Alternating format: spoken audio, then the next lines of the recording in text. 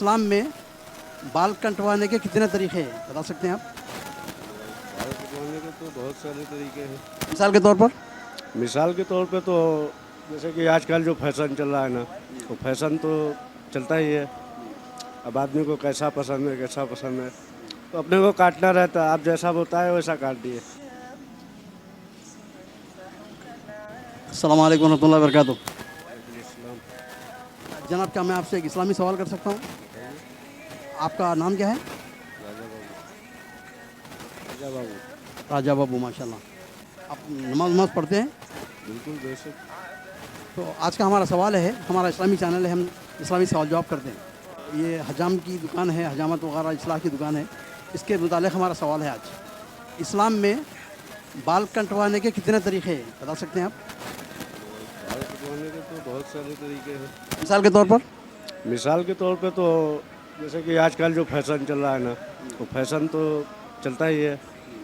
اب آدمی کو کیسا پسند ہے کیسا پسند ہے تو اپنے کو کاٹنا رہتا ہے. آپ جیسا ہوتا ہے ویسا کاٹ دیے. یہ سسٹم ہے. ماشاء اللہ ماشاء اللہ. آج کا ہمارا سوال تھا کہ بال کاٹنے کے کتنے طریقے ہیں. تو ہیں بال کاٹنے کے 3 طریقے. پہلا وہ طریقہ مباح، جو مباح ہے عام، جیسا کہ آدمی بڑے بڑے بال ہو گئے، بے چینی ہو رہی، صفائی کرنے کے لیے، اپنی صحت کے لیے، اپنا ہلکا پن محسوس کرنے کے لیے کٹا رہا ہے، وہ مباح ہے، وہ کبھی بھی کٹا سکتا ہے آدمی. دوسرا وہ بال کٹنے کا طریقہ جو سنت ہے. جب آدمی عمرے پہ جاتا ہے تو طواف کرنے کے بعد، مقام ابراہیم پہ نماز پڑھنے کے بعد بال کٹواتا ہے، صفا مروہ میں دوڑنے کے بعد. تو وہ سنت کا طریقہ ہے. اور جب آدمی حج کرتا ہے، حج کے مناسک ادا کرنے کے بعد آخری میں جب قربانی مبارک دینے کے بعد جب بال کٹاتا ہے وہ سنت ہے. اور تیسرا طریقہ یہ ہے یہود و نصارہ کی مشابہت والا بال کٹانا، جیسا کہ میرینس کٹ کہتے ہیں. امریکنس کہیں سے بال کاٹتے ہیں چھوٹے، کہیں سے بڑے بڑے رکھتے ہیں. تو یہ اسلام کے اندر جائز نہیں ہے. اور ایک ہے بالکل چکنی کرانا.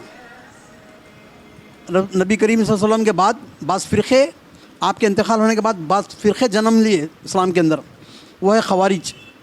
تو خوارج ہمیشہ اپنے بالوں کو بالکل صاف رکھتے، یعنی ٹخلا.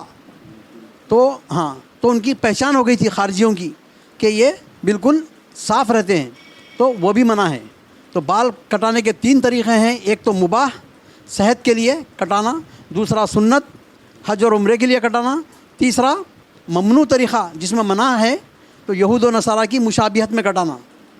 ماشاءاللہ آپ انشاءاللہ بال کاٹنے والے ہیں تو انشاءاللہ ان چیزوں کا خیال رکھیں گے انشاءاللہ. بالکل بالکل. جزاک اللہ خیر.